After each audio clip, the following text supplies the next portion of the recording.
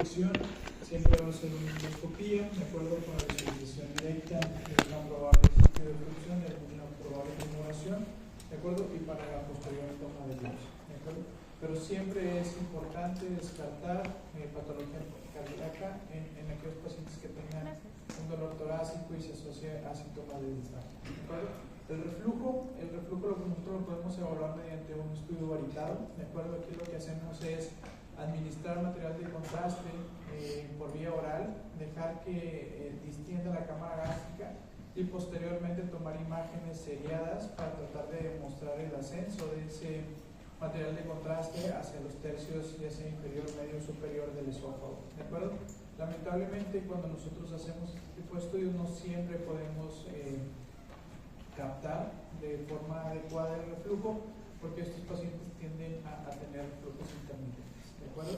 Entonces podemos echar mano de algunos otros métodos de imagen, algunos otros estudios diagnósticos que no son propiamente de imagen, como una pH-metría o una manometría esofágica para valorar este tipo de patología, ¿de acuerdo? Únicamente vamos a valorar reflujo en un esofagograma, lo vamos a poder ver hasta en un tercio de los pacientes. ¿Okay? La endoscopía nos va a aportar también información importante, sobre todo en aquellos pacientes que ya tengan datos de una metaplasia en el tercio distal del esófago por irritación. ¿Okay? Otra de las patologías que sí se utiliza mucho en la serie gastrodenal o en el esofagograma es para valorar pacientes con hernias de hiato, ¿de acuerdo? Las hernias de hiato, como ahorita lo vamos a ver, las podemos dividir dependiendo qué es lo que involucra. Aquí en el estudio de la serie de esófago gastroduodenal, lo que nosotros tenemos que evaluar es la localización de la unión esófago-gástrica. Si esta unión se encuentra por encima de la sombra del diafragma, 2 centímetros o más, podemos hacer el diagnóstico de una hernia hiatal. Si únicamente está involucrado la unión esófago-gástrica, podemos decir que es una hernia por deslizamiento. Pero si también si nuestra unión se encuentra por debajo de esa sombra del diafragma y lo que vemos ascendido es el fondo gástrico, podemos decir que es una hernia paraesofágica. Ahorita vamos a ver algunos ejemplos en esquemas. Entonces, las complicaciones de estas hernias hiatales, pues podemos tener datos de reflujo, ¿de acuerdo? Aunque no siempre se acompaña. Sí, perdón. Sí. Lo que tú tienes que buscar es la sombra de tu hemidiafragma, ¿de acuerdo? Obviamente que el lado izquierdo. ¿Sí le alcanzas a ver esta sombra aquí? Bueno, ese es el hemidiafragma del lado izquierdo. Tú lo que estás viendo es el material de contraste que está opacificando la cámara gástrica. Aquí hay una mezcla, este es contraste puro y aquí hay una mezcla de contraste y aire, ¿de acuerdo? Tiene como un doble efecto. Lo que tú buscas es que esta unión esófago-gástrica se encuentre por debajo de la sombra del hemidiafragma. Si esta está por encima, 2 centímetros o más, ¿de acuerdo? Tienes el diagnóstico de una hernia de hiato. Si lo que está ascendido es la unión esófago-gástrica, tienes una hernia hiatal por deslizamiento. Pero si tu unión esófago-gástrica está por debajo y lo que tú tienes ascendido es el fondo gástrico, tienes una hernia paraesofágica, ¿de acuerdo? Lo normal es que tanto el fondo gástrico como la unión estén por debajo de la sombra del hemidiafragma. ¿Ok? Entonces, esos son los dos tipos de hernias que tenemos que ir a buscar, a descartar. Muchas veces cuando estamos haciendo el estudio en la sala de fluoroscopía, lo que le solicitamos al paciente después de que pase el bolo de material de contraste es que haga una maniobra de Valsalva, y con eso lo que buscamos es que genere un aumento de la presión intraabdominal y poder nosotros ver o demostrar por imagen esa hernia del hiato, ¿de acuerdo? Muchas veces estas hernias son reductibles, ¿ok? Entonces les generamos una Valsalva, un aumento de la presión intraabdominal, vemos el ascenso de la unión, la podemos demostrar, y cuando el paciente se relaja, ¿de acuerdo? Termina la Valsalva, esa hernia se reduce, ¿de acuerdo? Entonces es importante hacer las evaluaciones siempre con maniobra de Valsalva para demostrar este tipo de defectos en el hiato esofágico, ¿ok? Por deslizamiento y paraesofágico, ¿ok? Si nosotros tenemos hernias del hiato, pues podemos llegar a tener datos de reflujo, ¿de acuerdo? y ese reflujo nos puede condicionar una esofagitis, ¿de acuerdo? ¿Cómo lo vamos a ver en nuestra imagen? En aquellos pacientes en donde tengamos sospecha clínica de una esofagitis por reflujo, ¿de acuerdo? Y solicitemos un estudio varitado, el hallazgo que tenemos que ir a buscar es que exista un contorno no liso de la mucosa del esófago, ¿de acuerdo? Recuerden que estos estudios, donde utilizamos material de contraste, lo que estamos viendo es propiamente la luz del segmento intestinal evaluado, ¿ok? Si nosotros encontramos que esa luz no tiene un aspecto liso, sino que lo vemos irregular con algunas zonas de defecto, quiere decir que los pliegues de esa mucosa están inflamados, ¿de acuerdo? Y es lo que tenemos que ir a buscar en pacientes con esofagitis, ¿ok? Si nosotros encontramos o tenemos estos hallazgos en nuestro estudio varitado, estamos obligados a sugerirle una endoscopía superior. ¿Con qué intención? Valorar, ¿de acuerdo?, el grado de lesión y realizar biopsias para la confirmación de esta patología, ¿ok? Estos pacientes tienen un aumento del riesgo de desarrollo de lesiones neoplásicas, ¿ok? Un ejemplo está muy brillante, pero si nos vamos a la parte superior, que es donde se ve menos brillante, podemos ver cómo el vario prácticamente nos delimita la mucosa, la luz del segmento, en este caso del esófago, completamente liso, a diferencia de este hallazgo cuando tenemos datos de esofagitis. Vean cómo se ven algunas zonas en donde el vario se tiende a acumular y otras zonas en donde no se acumula, únicamente es por el engrosamiento de los mismos pliegues de forma irregular. Estos son datos de una esofagitis versus una mucosa esofágica normal. En algunos casos pueden ser tan importantes los cambios por esofagitis que podemos llegar a tener zonas de estenosis, ¿de acuerdo? Y siempre que tengamos una zona de estenosis, como ahorita lo vamos a ver, tenemos que descartar que no exista una lesión neoplásica que esté creciendo de forma intraluminal, ¿de acuerdo? Entonces siempre descartar en aquellos pacientes donde veamos que el calibre del esófago está disminuido en una situación focal, tenemos que descartar el cáncer, ¿ok?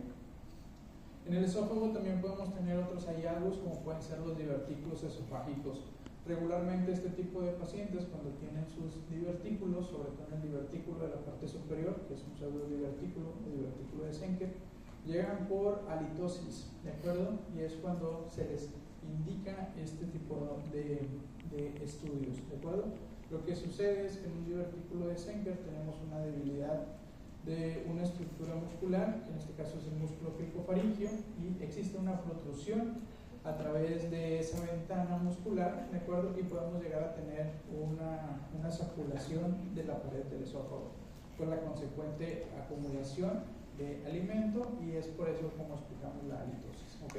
Este tipo de divertículos siempre los vamos a ver hacia la pared posterior del esófago, entonces es importante hacer una proyección lateral para poder evaluar el contorno posterior del esófago y descartar que no exista patología en ese sitio cuando tengamos sospecha, ¿de acuerdo? En el tercio medio regularmente vamos a tener divertículos por tracción. ¿Qué se refiere a esto? A que existe algo fuera o alrededor del esófago que va a estar condicionando o jalando, ¿de acuerdo?, la pared esofágica, que le va a producir un abombamiento, un divertículo, ¿ok? Regularmente ocurre en el tercio medio porque es donde podemos llegar a tener patología a nivel del mediastino, podemos llegar a tener adenopatías, procesos granulomatosos, tuberculosis, ¿de acuerdo? Y esto va a generar una cicatrización del tejido adyacente al esófago y le produce este tipo de divertículos, ¿ok? Los divertículos en el tercio inferior, a diferencia de los del tercio medio, no van a ser por tracción, sino van a ser por propulsión, ¿de acuerdo? Y aquí lo que ocurre es que hay algo, ¿de acuerdo?, que nos produce un aumento en la resistencia para poder pasar el bolo alimenticio a través del tercio inferior, y nos va a generar que tengamos ese tipo de divertículos. Lo más común es que tengamos divertículos epifrénicos, ¿de acuerdo?, por encima del diafragma, ¿de acuerdo?, a consecuencia de acalasia. La acalasia es que existe una zona estrecha no tumoral, ¿de acuerdo?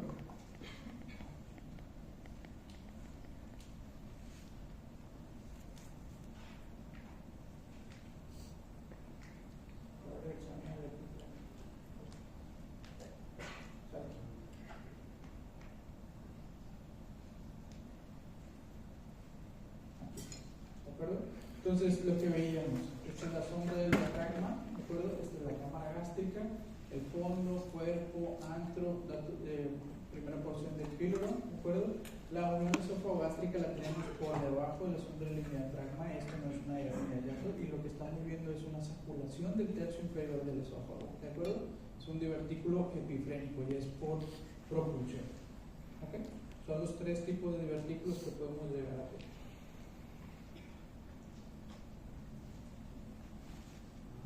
Este es un ejemplo del que nos faltaba. Este es el divertículo de Zenker.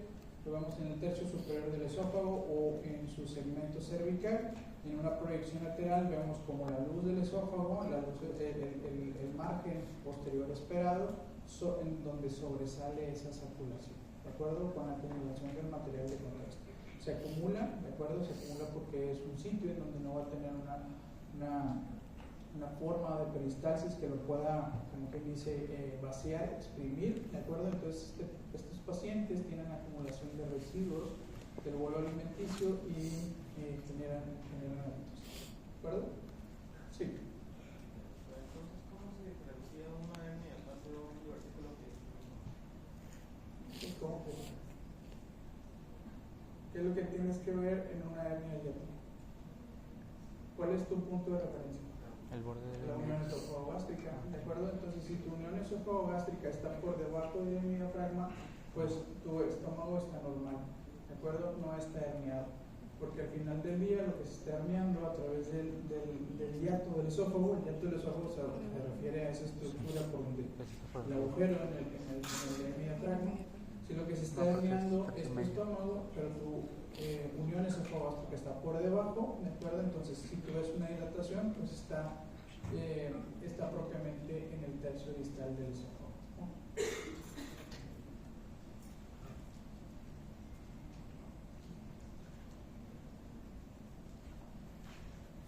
Por ahora voy a poner la imagen del divertículo del epifrénico, yo creo que es el que más. Entonces, tú lo que buscas es la sombra del diafragma, ¿de acuerdo? Tú estás viendo tu tercio distal del esófago y esta es la unión esófago-gástrica, ¿de acuerdo? Aquí termina. ¿Cómo sabes más o menos en dónde lo ubicas? Siempre el esófago distal justo antes de la unión, acuérdense que es un esfínter, entonces vas a tener una zona de disminución del calibre de ese tubo, ¿de acuerdo? Entonces, esa zona la vas a proponer como que es la unión esófago-gástrica, y este divertículo, mira de dónde nace, ¿de acuerdo? Es una circulación que nace únicamente de una de las paredes, ¿de acuerdo? Si tú pudieras delimitar o en dónde esperas encontrar la pared esofágica del lado derecho, pues tu pared esofágica derecha no está alterada. Lo que está alterada es la pared esofágica izquierda, donde tienes esa circulación como si fuera un chorrito, ¿okay? Pero tu unión está acá abajo. Entonces, si tu unión estuviera por encima y tú estuvieras viendo una representación más o menos de esto, pero que estuviera involucrando la unión esófago-gástrica, pues la puedes considerar como una hernia, ya por deslizamiento, ¿okay? Pero tu fondo gástrico y tu unión están en su posición y lo que estás viendo es la circulación de la pared.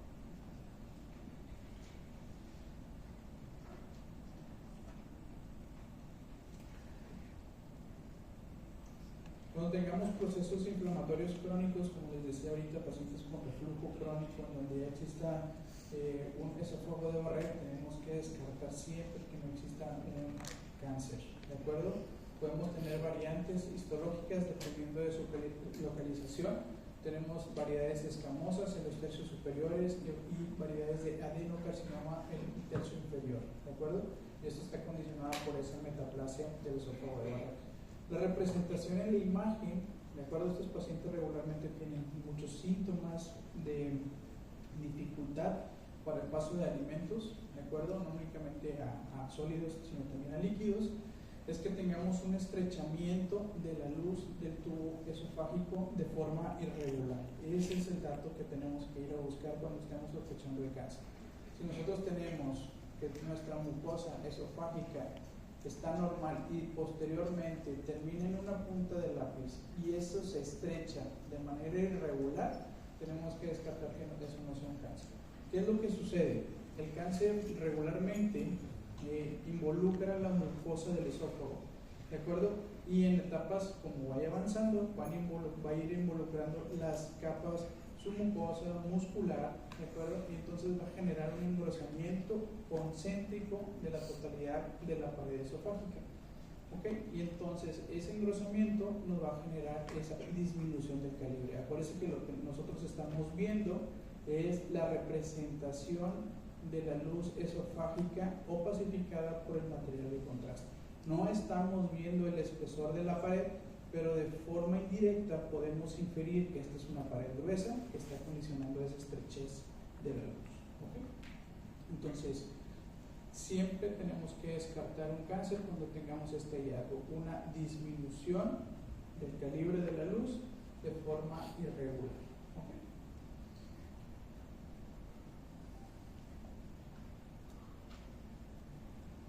Ese sería nuestro margen esperado en donde estaría la pared esofágica, pero debido a ese engrosamiento tumoral, pues nos disminuye o nos genera esa disminución en la luz. ¿Okay?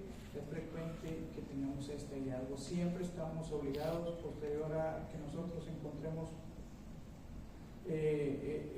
estos datos, a solicitar o a confirmarlo mediante endoscopía. La endoscopía, ¿con qué intención? Toma de biopsia, ¿de acuerdo? Ya después de que se confirma el diagnóstico mediante histopatología, ¿de acuerdo? Es muy frecuente que los cirujanos de tubo gástrico, los cirujanos gástricos o los endoscopistas nos pidan estudios para valorar la extensión. ¿De acuerdo? Aquí vamos a tener un signo radiológico que también lo vamos a ver en colon, que es el signo de la manzana mordida, ¿de acuerdo? Donde únicamente nos representa esa disminución de la luz, ¿de acuerdo? Con márgenes irregulares. ¿Okay? Es bastante frecuente observarlo en este tipo de patología. En el estudio de tomografía o de PET, como les decía, principalmente es para hacer estadiaje. No es lo mismo que tengamos un tumor dependiendo de su tamaño, que únicamente nos involucre en un segmento del estómago, de acuerdo a que tengamos una linitis plástica en donde tengamos un tumor infiltrativo de toda la pared, ¿de acuerdo? No es lo mismo que tengamos una enfermedad contenida únicamente a la cámara gástrica, a que ya tengamos enfermedad metastásica en el hígado, ¿de acuerdo? No es lo mismo tener alguna adenopatía locorregional a que ya tengamos adenopatías retroperitoneales o incluso implantes a nivel del peritoneo y que estos pacientes nos debuten con ascitis, ¿de acuerdo? Entonces todo ese estadiaje cambia el pronóstico del paciente y en base a ese estadiaje son las opciones terapéuticas que se le pueden ofrecer, ¿de acuerdo? También es bastante útil para valorar la respuesta al tratamiento en este tipo de pacientes. Aquí tenemos una tomografía de abdomen con contraste oral positivo, ¿de acuerdo? No tiene contraste intravenoso, podemos ver el hígado, la silueta hepática, ¿de acuerdo? La lengüeta del hígado, el lóbulo derecho, a nivel subdiafragmático, podemos ver la cámara gástrica opacificada y ven cómo existe ese engrosamiento irregular, lobulado, ¿de acuerdo? Al nivel de la unión esófago-gástrica, ¿de acuerdo? Muchas veces estos cánceres tienen un crecimiento o una extensión hacia el estómago, ¿de acuerdo? Y entonces podemos tener tanto involucro del tercio inferior del esófago como también de la cámara gástrica. ¿Okay? Una imagen en axial de un cáncer de la unión esófago-gástrica, que lo que nosotros tratamos de demostrar es ese engrosamiento de la pared circunferencial con la luz disminuida, el mismo hallazgo que buscamos en un esofagograma, ¿de acuerdo? Vamos a ver cómo la luz prácticamente es únicamente un punto donde vemos algo de aire, ¿de acuerdo? Y eso es secundario al crecimiento circunferencial o engrosamiento de la pared, ¿ok? En un estudio de PET de este mismo paciente vemos cómo existe ese aumento en el metabolismo en esa zona, ¿de acuerdo? En esa parte focal, y eso nos habla de actividad tumoral. ¿Okay?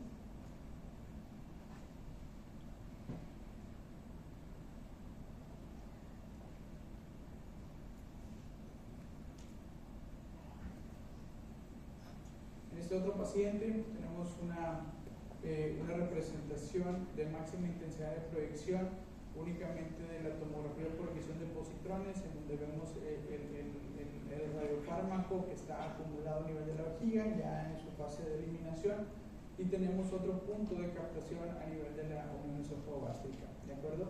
Podemos ver que está libre de enfermedad metastásica a nivel abdominal, ¿de acuerdo? Y a nivel torácico. Vemos como las zonas de captación principalmente o normales de radiofármaco pues van a ser los órganos que tienen mucho metabolismo. Podemos ver algo del cerebro, podemos ver algo también de la ciudad cardíaca y la eliminación y acumulación a nivel de la vejiga, ¿de acuerdo? Entonces este es otro paciente de un estudio de PET. Tenemos la representación tomográfica, la fusión con la tomografía de emisión de positrones y la imagen de máxima intensidad posible únicamente de la tomografía por emisión, donde vemos ese engrosamiento circunferencial. De acuerdo, este paciente ya tiene una endoprótesis, de acuerdo, se ponen stent esofágicos para tratar de disminuir los síntomas, de acuerdo, y vemos cómo toda esa zona de engrosamiento tiene una captación, tiene un metabolismo aumentado, y en este caso el paciente pues ya tiene una enfermedad avanzada. Vemos cómo es un segmento largo el esófago que está afectado, tiene enfermedad mediastinal con ganglios linfáticos metastásicos, de acuerdo, incluso algunos implantes peritoneales, ¿ok? Esta captación del miocardio es normal, principalmente a nivel del ápex cardíaco, en el ventrículo izquierdo, de acuerdo, que son las zonas que tienen mayor actividad metabólica, cerebro, corazón, la acumulación en vejiga, ¿de acuerdo? Entonces la endoscopía va a tener muchas ventajas, de acuerdo, para hacer el diagnóstico de este tipo de pacientes o de este tipo de enfermedades, sobre todo cuando está únicamente contenido en la mucosa superficial y que todavía no se manifiesta como un engrosamiento concéntrico de toda la pared, ¿ok? Aquí vamos a tener también la posibilidad de la endoscopía, de tomar muestras de tejido para su estudio en patología y hacer tratamientos en aquellos pacientes que lo permiten, como el caso anterior, en donde existe una disminución tan importante de calibre que le podemos poner un stent, de acuerdo, una endoprótesis para tratar de mejorar los síntomas del infarto, de acuerdo. La utilidad de los estudios varitados pues pueden ser nuestra primera línea para el diagnóstico, de acuerdo, en aquellos pacientes con sospecha clínica de patología del esófago. Podemos valorar la motilidad, como lo veíamos en los espasmos. Podemos ver lesiones que están involucrando ya más profundas las capas de la pared, de acuerdo. Podemos valorar también aquellos pacientes que tienen algún procedimiento bariátrico o cuando tengamos sospecha que pudieran existir fístulas. Este tipo de tumores son tan agresivos que tienden incluso a fistulizarse, ¿de acuerdo? El esófago es un órgano que lamentablemente no tiene serosa. Entonces, al no tener esa serosa en su última capa, la enfermedad es más fácil que invada los planos adyacentes, ¿de acuerdo? Entonces, regularmente este tipo de pacientes hacemos diagnósticos desafortunadamente ya en etapas avanzadas, ¿ok? Y es un muy mal diagnóstico, un cáncer de esófago, ¿ok? También podemos hacer evaluaciones en los pacientes que tengan sangrado del tubo digestivo, ¿de acuerdo? Mediante radiología. Entonces, aquí lo primero que tenemos que es ir a buscar el sitio de sangrado, y para eso podemos echar mano de diferentes técnicas. Podemos utilizar medicina nuclear, donde podemos marcar eritrocitos, trazarlos, de acuerdo, y seguirlos con una gamma cámara y ver el sitio en donde se están fugando al sistema circulatorio, ¿de acuerdo? Son estudios no tan habituales, pero que sepan que existen para buscar zonas de sangrado, ¿de acuerdo? Con eritrocitos marcados. Y podemos hacer estudios angiográficos, tanto mediante imagen seccional, como puede ser una angiotomografía, o con intención terapéutica, como pueden ser angiografías invasivas con intención terapéutica, ¿de acuerdo? Siempre y cuando la endoscopía haya fallado para el correcto localización y tratamiento de este tipo de lesiones. En el estómago es frecuente encontrar estructuras arteriales superficiales, son lesiones o malformaciones vasculares que tienden a sangrar. Aquí el endoscopista lo que busca es el sitio de sangrado y los clipa, ¿de acuerdo? Al ponerles un clip, regularmente con eso se controla. En la angiotomografía, ¿cuál es el hallazgo que vamos a ir a buscar siempre que tengamos sospecha de un sangrado tubo digestivo? Pues es ir a encontrar el sitio de extravasación del material de contraste, ¿de acuerdo? Y si esa es la forma en que nosotros podemos evaluar, pues la indicación de nuestro estudio tiene que ser una tomografía con contraste, ¿de acuerdo?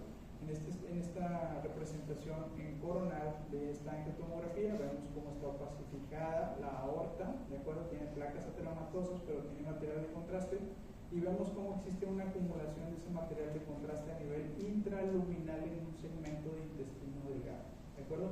Esa es la forma en que nosotros vamos a hacer el diagnóstico de una fuga, de un sangrado activo, ¿de acuerdo?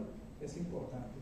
Entonces, de nada me serviría a mí hacer un estudio de angiotomografía y darle contraste positivo de forma oral. ¿Por qué? Porque ese contraste se va a mezclar con ese contraste vía oral se va a mezclar con el contraste, con la pacificación del contraste que yo le meto a través de la arteria, de la vena, ¿de acuerdo? Entonces se me va a pasar el diagnóstico, no lo voy a encontrar. Entonces, este es el hallazgo clásico, ¿de acuerdo? Ir a buscar zonas de opacificación que me demuestren la fuga del material de contraste. En angiografías, ¿qué es lo que buscamos? Exactamente lo mismo. Hacemos cateterizaciones selectivas de acuerdo de las ramas mesentéricas, hacemos angiografías diagnósticas y buscamos el sitio de fuga, ¿de acuerdo? ¿Cómo vamos a ver una fuga del material de contraste? Pues igual, todo el material de contraste sigue su red vascular, cómo se van ramificando de acuerdo a estructuras de mayor a menor calibre, y vemos de repente cómo existe una acumulación de ese material de contraste intraluminal que incluso nos puede generar la imagen como si fueran las pilas de moneda, ¿de acuerdo? Porque está como si estuviéramos dando el contraste digamos. Entonces, la fuga del material de contraste pues pacifica la mucosa intestinal en donde está la lesión muscular.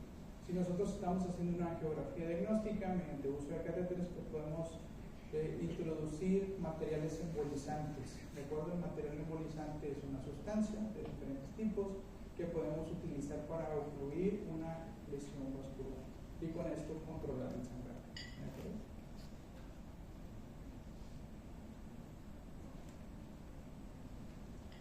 Hay algunos pacientes que su grado de hemorragia o de sangrado no activo no es tan fuerte que no nos permite identificar de forma adecuada esa extravasación del contraste, ¿de acuerdo? Y sobre todo ocurre en aquellos pacientes con enfermedad inflamatoria intestinal como puede ser la enfermedad de Crohn, ¿de acuerdo? Entonces, para ese tipo de pacientes utilizamos otro tipo de estudio para poder identificar los hallazgos que nos están interesando, ¿de acuerdo? Ese tipo de estudios puede ser el entero-TAC, la entero-resonancia, y en un inicio, de forma inicial, el tránsito intestinal. Ahorita vamos a ver los hallazgos que se presentan en este tipo de enfermedad de Crohn, ¿de acuerdo? Pero les adelanto que son engrosamientos de segmentos intestinales en parche, ¿de acuerdo? Porque pueden afectar diferentes segmentos del intestino, y vamos a tener un engrosamiento concéntrico no tumoral, ¿de acuerdo? Como lo veíamos en el esófago, un engrosamiento concéntrico irregular nos va a hablar de proceso metásico, pero un engrosamiento concéntrico liso de un segmento largo nos puede hablar de enfermedad inflamatoria, ¿de acuerdo? Entonces, tenemos otros hallazgos complementarios que nos van a hacer sospechar ese tipo de patología. ¿Ok? ¿Dudas, preguntas hasta aquí? El cáncer no. ¿Puedo volver a repetir eso de si es irregular o si es liso, por favor? Si tienes un engrosamiento concéntrico irregular, ¿de acuerdo? Es categórico que tienes que descartar un cáncer, ¿de acuerdo? Está hablando en el tracto gastrointestinal. Pero si tienes un engrosamiento concéntrico liso en un segmento largo, ¿de acuerdo? No tan focal, es probable que tengas un proceso inflamatorio intestinal. ¿Okay?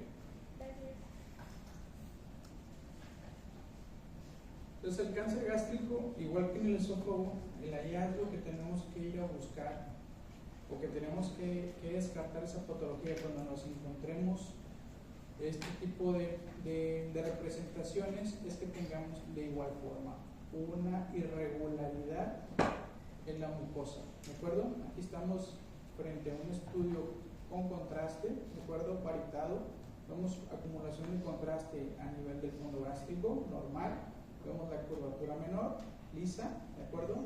el bulbo del duodeno, vemos la curvatura mayor y cómo existe una zona irregular, ¿de acuerdo?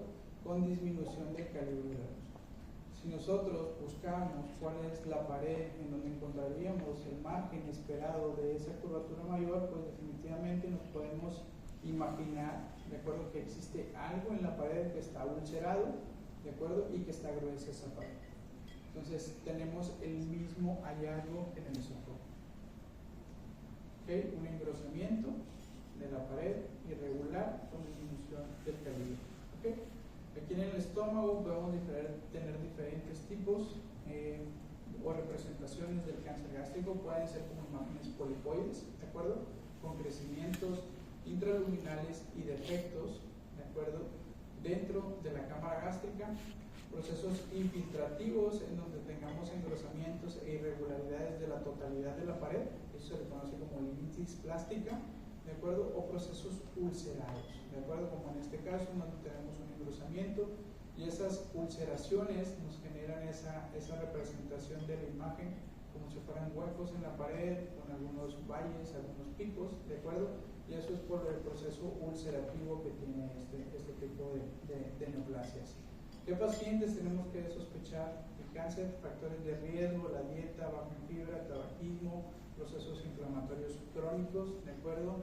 Hay que recordar que muy buena parte de los cáncer en el estómago se genera a partir de úlceras, ¿de acuerdo? Y una úlcera, que nosotros veamos una úlcera y que la representemos como paredes irregulares, tenemos que sospechar que no exista una neoplasia subyacente, ¿de acuerdo? La endoscopía nos va a ayudar otra vez para la toma de biopsias, hacer diagnóstico histopatológico y posterior a eso tenemos que hacer un estudio de extensión, un estudio de estadiaje, que puede ser mediante una tomografía o un estudio de PET. ¿De acuerdo? La tomografía tiene que ser con contraste. ¿De acuerdo? Siempre que nosotros queramos ver estadiaje, estamos obligados a inyectar material de contraste al paciente. Este tipo de pacientes pueden debutar con muchos síntomas, ¿de acuerdo?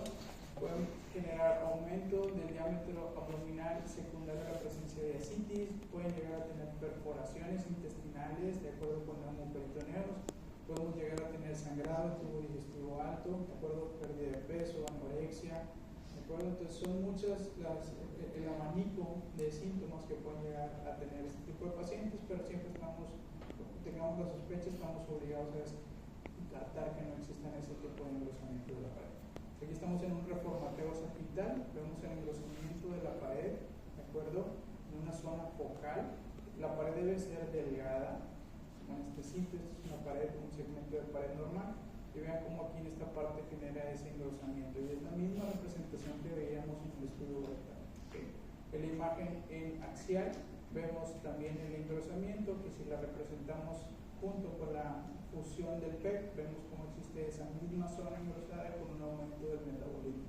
Y con esto podemos hacer el diagnóstico de un cáncer de estómago. ¿Okay?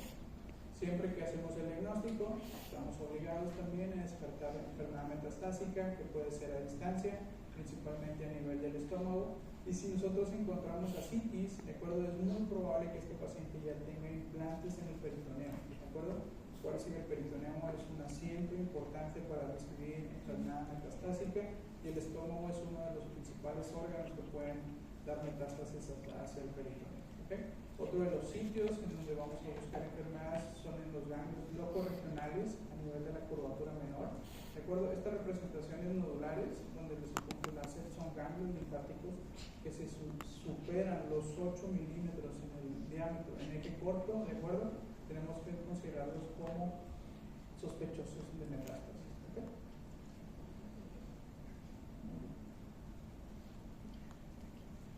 Otra de las cosas que nos toca ver todos los días son pacientes con diverticulitis, ¿de acuerdo?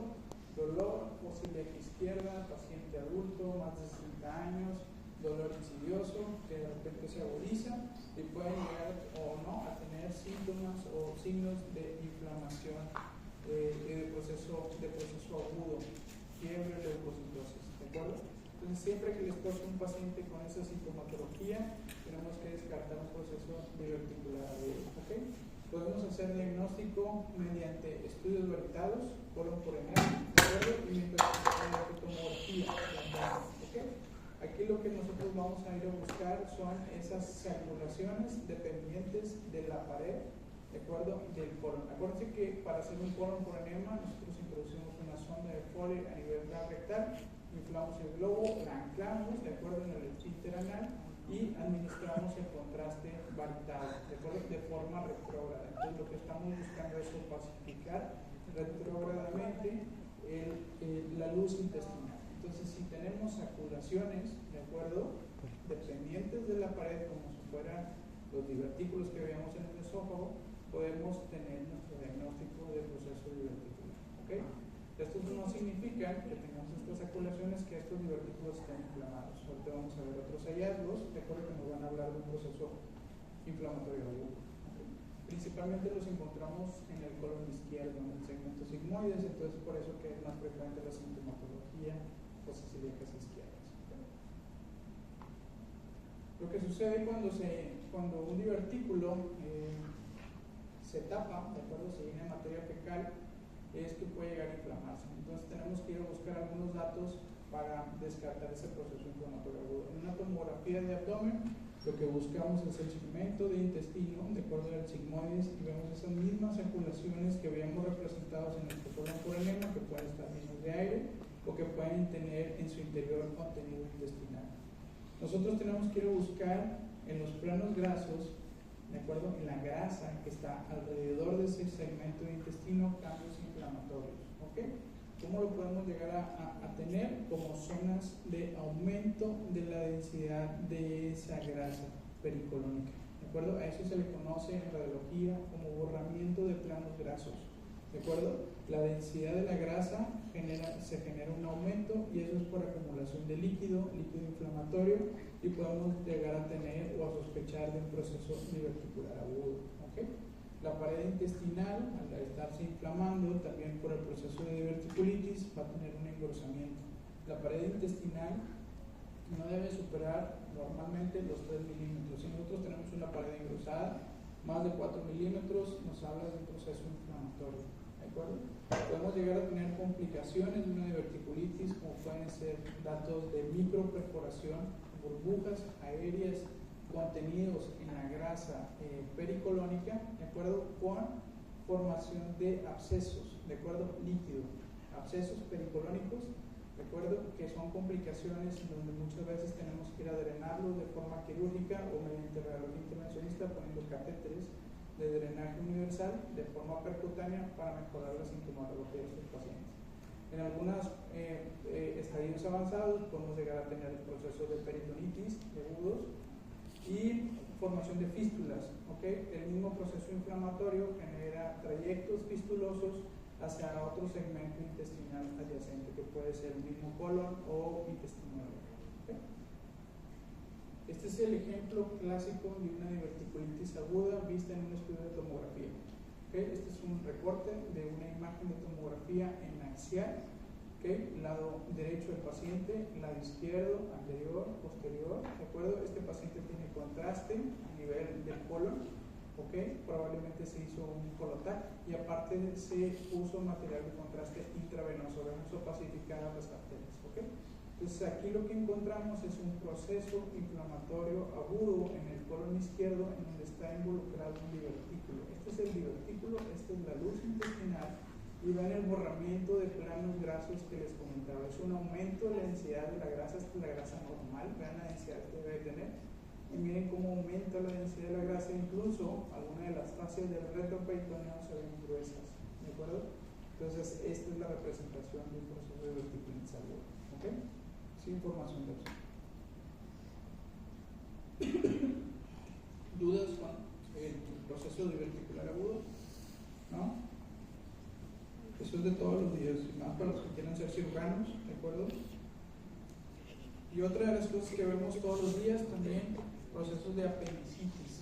¿De acuerdo? La apendicitis pues es una inflamación del apéndice secal, que podemos tener diferentes representaciones en la imagen.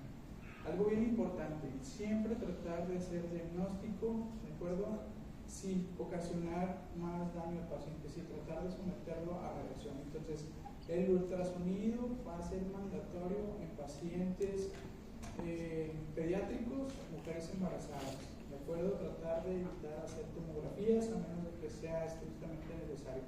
El ultrasonido, ¿de acuerdo? Para valorar el apéndice secal tiene muy buena sensibilidad, muy buena especificidad, ¿de acuerdo? El apéndice secal es una estructura dependiente del ciego que regularmente no vemos, ¿de acuerdo? Y no vemos porque es una estructura pequeña, ¿ok? Mide menos de 6 milímetros y tiene gas normal en el interior. Pero si existe un proceso inflamatorio, ese apéndice va a ir creciendo, ¿de acuerdo? Va a ser visible y esa visibilidad va a ser condicionada porque va a existir un aumento en el tamaño de la misma. Y regularmente ese gas que está intraluminal va a estar ocupada por proceso inflamatorio. Entonces va a ser más fácil para nosotros identificarlas en el ultrasonido, ¿de acuerdo? Entonces, estas medidas que les presento aquí son bien importantes para hacer el diagnóstico. No es mandatorio, ¿de acuerdo? Siempre tenemos que integrar el diagnóstico en base a la clínica y a los estudios de laboratorio, pero siempre que tengamos esto, prácticamente el 90% de los cirujanos, cuando les digo, tienen un apéndice de 9 milímetros, ya ni voltean a ver los laboratorios, ¿de acuerdo? Siempre que la clínica concuerde. Entonces, en el ultrasonido, ¿qué es lo que vamos a ir a buscar? Pues vamos a ir a buscar en la fosa ilíaca derecha, ¿de acuerdo? Una estructura en forma de tubo que no tenga peristalsis. El apéndice no tiene peristalsis. Entonces, si no tiene peristalsis, vemos que termina en fondo de saco, ¿de acuerdo? Termina, se trunca, ¿de acuerdo? No tiene continuidad con el resto del intestino delgado, pues ese es el apéndice secal. Si mide más de 10 milímetros, ¿de acuerdo? Y nosotros hacemos una maniobra de compresión local con el traductor y no disminuye su diámetro, quiere decir que es un apéndice inflamado, ¿de acuerdo? Con eso tenemos para el diagnóstico apéndice. Si nosotros ponemos un cuadro, ¿de acuerdo? Para evaluar Doppler y vemos hiperemia reactiva en la pared, es otro dato que nos ayuda a hacer el diagnóstico, ¿de acuerdo? Si vemos también un aumento de la ecogenicidad de los planos grasos, ¿de acuerdo? Borramiento de planos grasos, la misma representación que les explicaba ahorita en el proceso de diverticulitis, pues es otro dato que nos ayuda a hacer el diagnóstico. Entonces vamos integrando nuestro diagnóstico ecográfico en base al tamaño, a las características del apéndice, a que no tiene compresibilidad, a que tiene datos de hiperemia y que existe un proceso inflamatorio de los planos grasos adyacentes. ¿De acuerdo?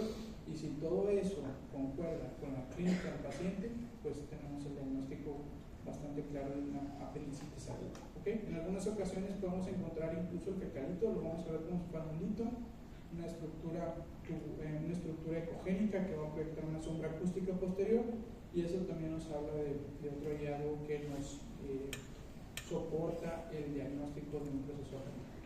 ¿Okay?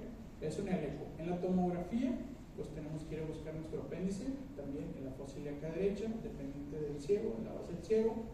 Medimos también los diámetros, son los mismos criterios que tenemos en el ultrasonido, y el borramiento de planos grasos. Miren aquí como es una grasa pericolónica normal en el lado izquierdo y en el lado derecho como tiene ese borramiento. Existe un aumento de la densidad de esa grasa adyacente al apendicitis, al apéndice secal, entonces es un diagnóstico de apendicitis. ¿Okay?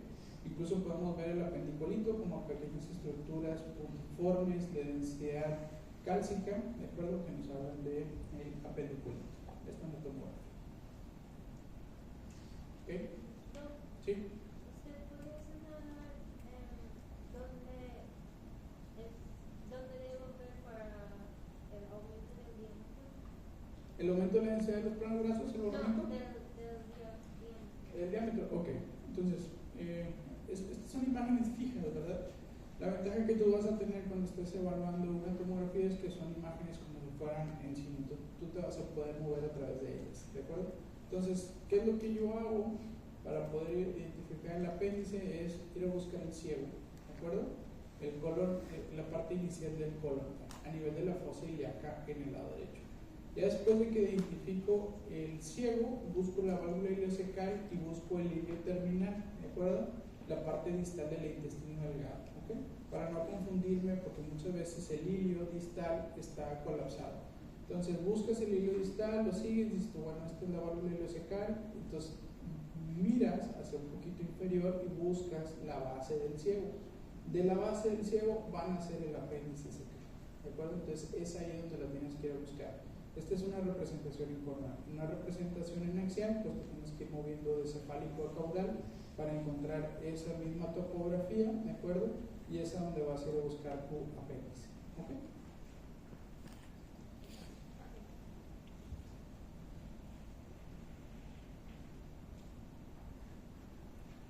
Muy bien.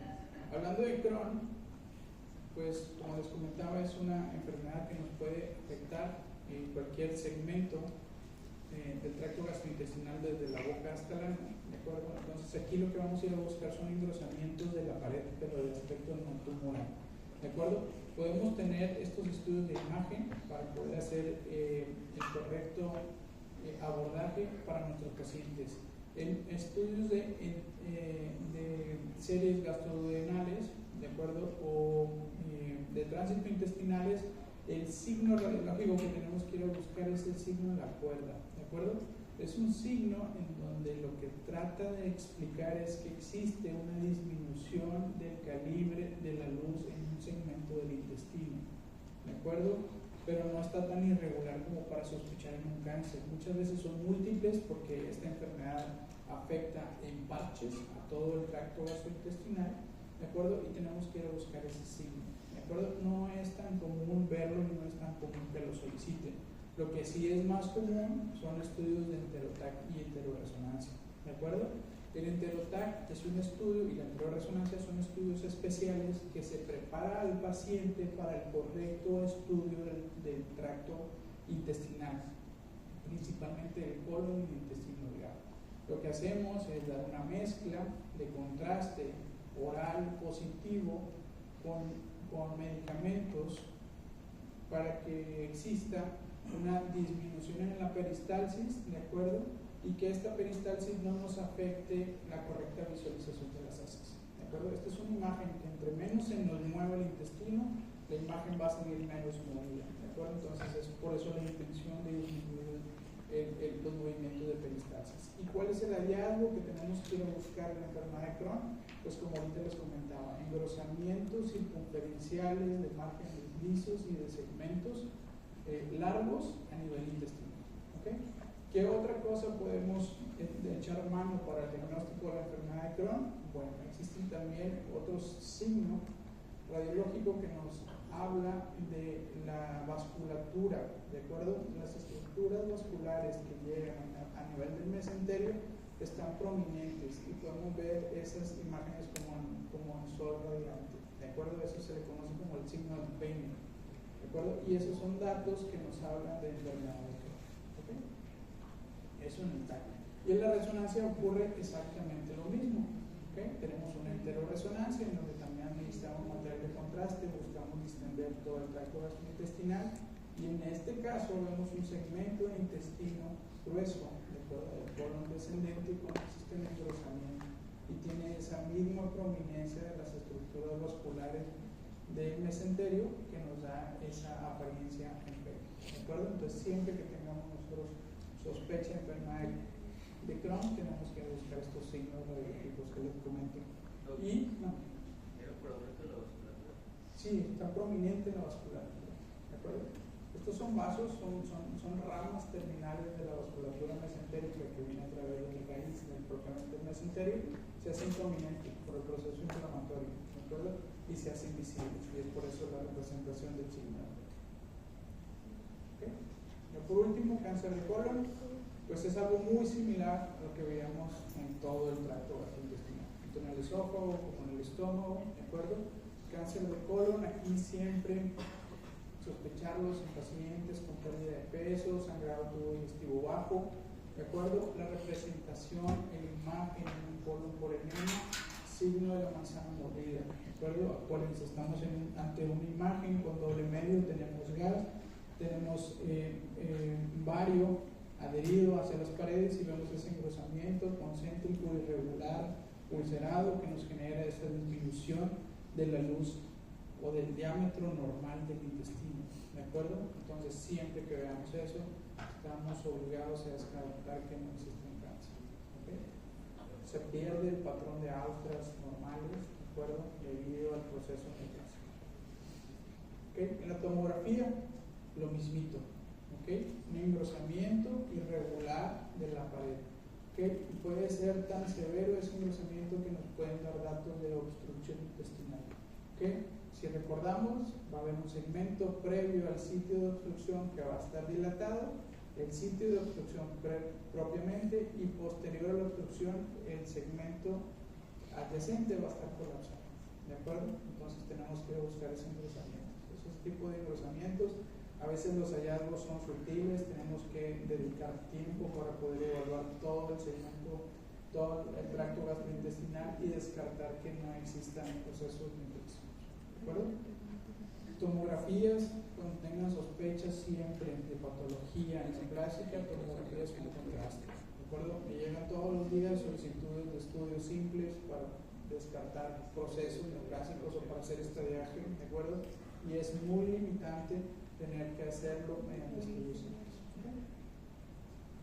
Y el PET-CT pues, nos va a ayudar para hacer estadiaje y para valorar respuesta al tratamiento, ¿de acuerdo? Donde podemos nosotros identificar, comparar tamaño de lesiones, ver metabolismo, ver zonas de necrosis, ¿de acuerdo? Que va a ser no únicamente anatómico, sino también que nos va a hablar de la actividad tumoral. ¿Okay? Listo, muchachos. El examen les fue, bueno, en el papelito les fue más o menos, ¿de acuerdo? Entonces, yo creo que cuando nos toque ver otra vez casos, ahí se lo voy a presentar para que lo tengan de referencia. Y comenzamos el jueves con patología hepática y de vía biliar. ¿De acuerdo? Está bastante interesante. Entonces,